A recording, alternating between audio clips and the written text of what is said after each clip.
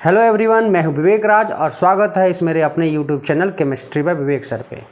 तो आज के इस वीडियो में हम सॉल्व करेंगे चैप्टर 4 केमिकल काइनेटिक्स का इंटेक्स क्वेश्चन 4.1 से लेकर के 4.4 तक। तो चलिए हम लोग स्टार्ट करते हैं इंटेक्स क्वेश्चन 4.1 को सॉल्व करना। तो अगर हमारा वीडियो आपको अच्छा लगता है तो हमारे वीडियो को ज़रूर से ज़रूर लाइक कर दे और अपने दोस्तों में शेयर कर दे और साथ में हमारा चैनल सब्सक्राइब कर ले। तो चलिए हम लोग टॉपिक पे आते हैं। तो हमारा जो इंटेक्स क्वेश्चन 4.1 है वो क्या कहता है हम लोग पढ़ते हैं। For the reaction reactant to product the concentration of reacted changes from 0.03 m to 0.02 m in 25 minute. Calculate the average rate of reaction using units of time both in minute and second. तो यहाँ इस question में क्या कह रहा है कि एक रिएक्शन हो रहा है जिसमें रिएक्टेंट क्या बन रहा है, प्रोडक्ट बन रहा है। The concentration of reactant changes from 0.03 m to 0.02 m। तो रिएक्टेंट का कंसंट्रेशन क्या हो रहा है, 0.03 m से लेकर के क्या हो रहा है, 0.02 m हो रहा है। यानी रिएक्शन हो रहा है तो रिएक्टेंट क्या होगा, कंज्यूम होगा। तो यहाँ पर रिएक्टेंट कंज्यूम हो रहा है। कितने समय में कंज्यूम हुआ, 0.03 से 0.02 m होने में 25 मिनट का टाइम लग रहा है। तो हमें फाइंड करना है एवरेज रेट। तो हमें फाइंड क्या करना है, तो हमें फाइंड करना है एवरेज रेट फाइंड करना है। और हमें जो रेट बताना है वो मिनट में भी बताना है और सेकंड में बताना है। यानी यहाँ पर जो टाइम हमको यूज करना है वो मिनट में भी यूज करना है और सेकंड में भी यूज करना है। सॉल्व करते हैं इसको। तो एवरेज रेट इक्वल टू क्या होता है, तो एवरेज रेट इक्वल टू होता है C2 minus C1 final concentration minus initial concentration T2 minus T1, यही होता है ना। या हम इसे कहते हैं change in concentration by change in time, यही फॉर्मूला होता है हमारा। तो कंसंट्रेशन कितना से चेंज हो रहा है, तो कंसंट्रेशन हमारा कितना से चेंज हो रहा है। पहले था C2 क्या था 0.03, सॉरी C1 है हमारा, यहाँ पर दिया हुआ है 0.03 और C2 क्या दिया हुआ है, फाइनल कंसंट्रेशन 0.02। तो C1 इनिशियल कंसंट्रेशन है और C2 क्या है हमारा, फाइनल कंसंट्रेशन है। तो फाइनल कंसंट्रेशन में हमें इनिशियल कंसंट्रेशन को माइनस करना है। तो अगर इसको हम माइनस करेंगे तो क्या होगा, हमारा जो वैल्यू आएगा वो क्या आएगा, वो माइनस में आएगा। ठीक है, तो हम अगर इसको माइनस करें तो 3 माइनस 2 1 0.0। तो यहाँ हम 2 में 1 को घटा रहे हैं, यानी C2 माइनस C1 कर रहे हैं। तो यहाँ पर जो वैल्यू आएगा वो क्या आएगा, माइनस में आएगा। तो डेल्टा C हमारा क्या आ गया, माइनस 0.01 बाय टाइम कितना लग रहा है इतना होने में, यानी C2 को 0.3 से 0.02 होने में कितना टाइम लग रहा है, 25 मिनट। तो पहले हम रेट मिनट में निकालेंगे, तो 25 मिनट। अब हम इसको सॉल्व करते हैं। तो कैसे सॉल्व करेंगे, इसको अगर हम पीछे ले जाते हैं तो क्या होगा, पॉइंट को पीछे ले जाएंगे तो क्या होगा, 10 to the power -2। अगर हम इसको और पीछे ले जाएं, क्योंकि 25 को हमको क्या करना है, इसको डिवाइड करना है। तो अगर इसको और पीछे ले जाएंगे तो क्या होगा, पॉइंट हम 2 प्लेस पीछे ले गए, तो 2 प्लेस पीछे ले गए तो 10 to the power -2 हो गया। अब अगर और हम 2 प्लेस पीछे ले जाएंगे तो क्या हो जाएगा, 100। तो 10 to the power क्या हो जाएगा, और 2 घट जाएगा, -4 हो जाएगा। ठीक है, अब हम क्या करते हैं, इसको डिवाइड कर देते हैं 4 से। तो क्या हो गया हमारा वैल्यू, तो हमारा जो एवरेज रेट आया वो एवरेज रेट क्या आया, 4 × 10 to the power -4। और रेट का यूनिट क्या होता है, मोल पर लीटर पर टाइम। तो यहाँ टाइम किस में लिए हम लोग, टाइम हम मिनट में लिए हैं। तो यहाँ पर क्या होगा, पर मिनट, पर सेकंड नहीं होगा, क्या होगा, पर मिनट होगा, क्योंकि हमने यहाँ टाइम कितना लिया है, 25 मिनट। तो यहाँ पर क्वेश्चन पे हमें दोनों में बोल रहा है, एक बार टाइम मिनट में लीजिए और एक बार सेकंड में लीजिए। तो हमारा जो सेकंड में आंसर क्या होगा, तो सेकंड में देखिए कैसे फाइंड करेंगे। तो R average equal to 4 × 10 to the power -4 mole per litre पर मिनट है ना। तो मिनट को नीचे लिख सकते हैं ना, हम सेकंड में फाइंड करने जा रहे हैं तो हम मिनट को क्या कर सकते हैं, सेकंड में चेंज करने जा रहे हैं। तो मिनट को सेकंड में चेंज करने के लिए क्या करना पड़ेगा, 60 सेकंड लिखना पड़ेगा। तो हम 60 सेकंड लिख दिए। अब क्या करना पड़ेगा, अब हमें क्या करना होगा कि हम जीरो को यहाँ से कैंसिल करेंगे। तो यहाँ एक जीरो है,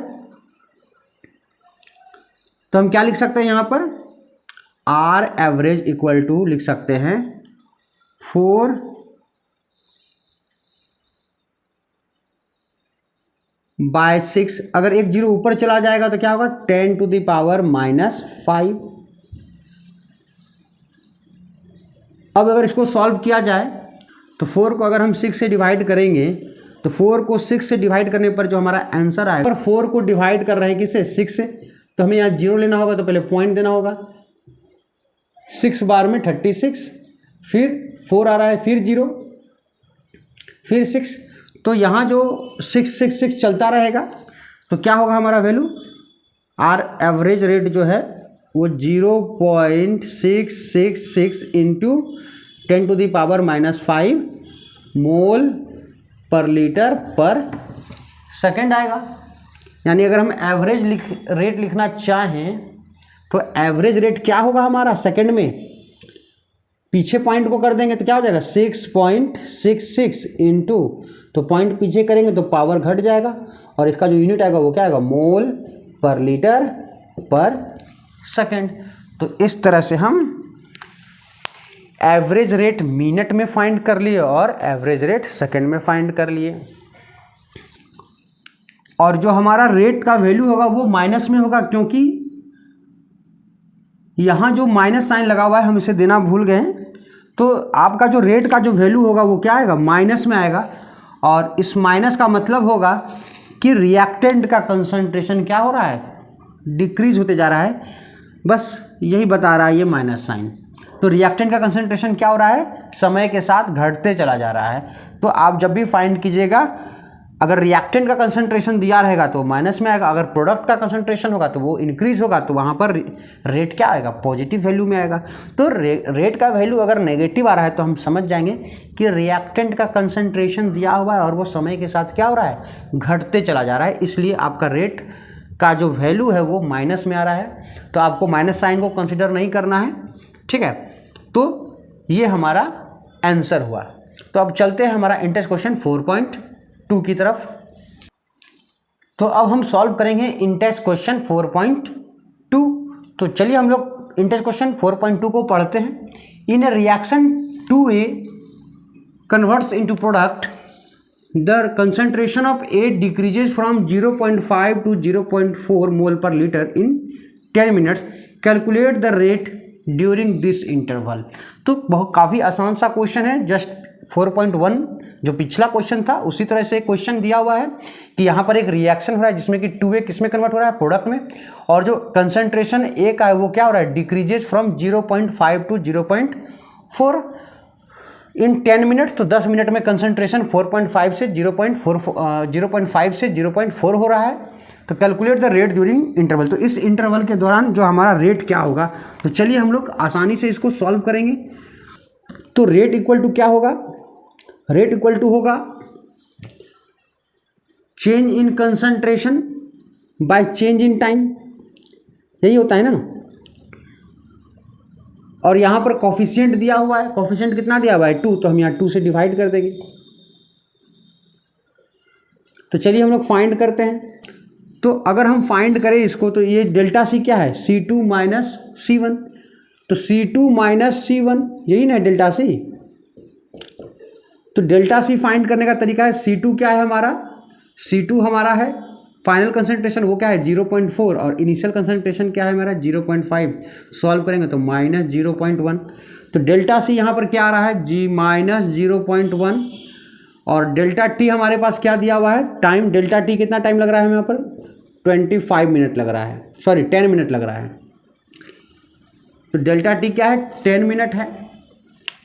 तो 2 इंटू 10 कर देंगे।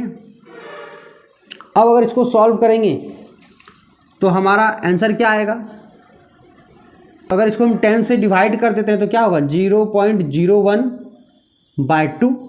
अब इसको फर्दर 2 से डिवाइड कर देंगे तो ये क्या बन जाएगा, -0.005 हो जाएगा। तो यही हमारा रेट है और इस रेट का यूनिट क्या होगा, तो हमारा जो रेट का यूनिट आया वो क्या आ रहा है, मोल पर लीटर पर मिनट। तो हमारा आंसर क्या होगा रेट का, तो हमारा रेट होगा -0.005 मोल पर लीटर पर मिनट। तो हमने यहाँ पर रेट फाइंड कर लिया है, ये क्वेश्चन कंप्लीट हुआ। अब हम लोग चलते हैं अगले क्वेश्चन, इंटेस्ट क्वेश्चन 4.3 की तरफ। तो अब हम लोग सॉल्व करते हैं इंटेस्ट क्वेश्चन 4.3। तो हमारा इंटेस्ट क्वेश्चन 4.3 क्या कहता है कि for a reaction A + B product बन रहा है, the rate law is given by R_K। तो यहाँ पर जो रेट लॉ दे दिया गया है इस रिएक्शन का, what is the order of the reaction. तो हमें इस रिएक्शन का ऑर्डर फाइंड करना है। तो हमें रेट लॉ दिया गया है, क्या दिया हुआ है इस रिएक्शन का रेट लॉ, के A पे पावर हाफ और B पे पावर 2। तो हमें इस रिएक्शन का हमें क्या फाइंड करना है, इस रिएक्शन का हमें ऑर्डर फाइंड करना है। जब भी हम किसी रिएक्शन का, पूरे रिएक्शन का ऑर्डर फाइंड करते हैं तो हम क्या करते हैं, जितने भी रिएक्टेंट के कंसंट्रेशन है उनके पावर को क्या करते हैं, जोड़ देते हैं। तो इनका पावर क्या है, ए का कंसंट्रेशन का पावर है हाफ और बी का कंसंट्रेशन का पावर है 2। इन दोनों को अगर जोड़ दिया जाए तो क्या हो जाएगा, 1 + 4/2 यानी डेट इज 5/2। तो इस रिएक्शन का ऑर्डर क्या आ गया हमारे पास, 5/2, या इसे हम लोग 2.5 भी कह सकते हैं। तो हमारा इंटेस्ट क्वेश्चन 4.3 का आंसर है order of reaction will be 2.5।